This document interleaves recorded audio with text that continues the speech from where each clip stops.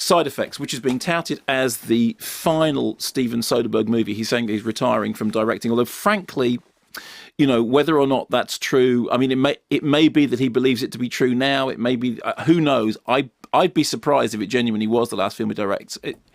His back catalogue is so eclectic.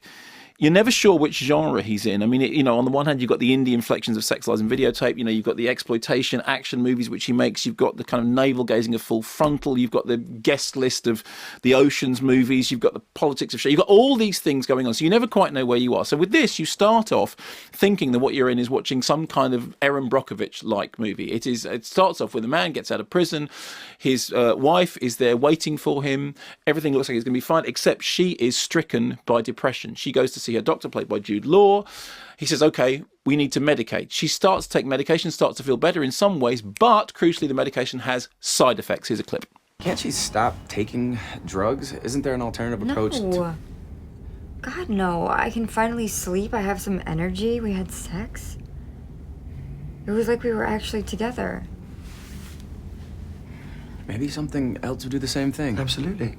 There are still other SSRIs, SNRIs. No.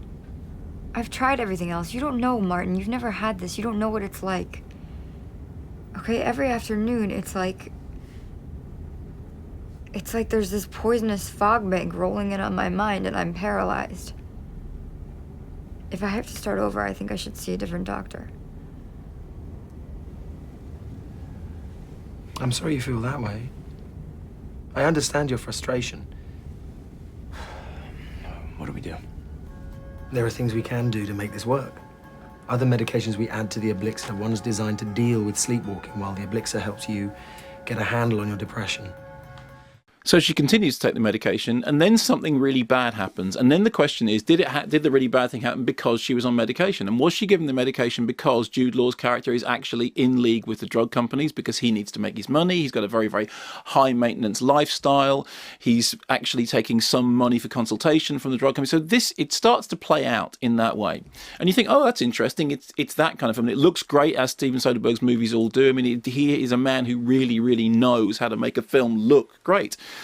And then the film starts to slip, and it does a generic slip, which are very few directors who could do this, because very few directors have worked in that many genres. It starts to slip from being one kind of movie, and before you notice it, it's actually another kind of movie.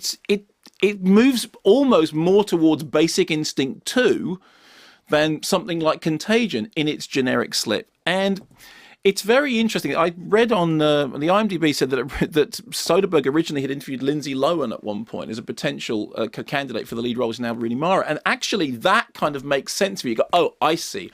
Okay, fine. Now I know where this is going. But the pleasure of it was that as the film slips into increasingly ludicrous mode, it does it in a way which is so kind of gentle that you don't quite notice that you're in the middle of the ninth configuration or shot corridor before you're already halfway down the shot corridor.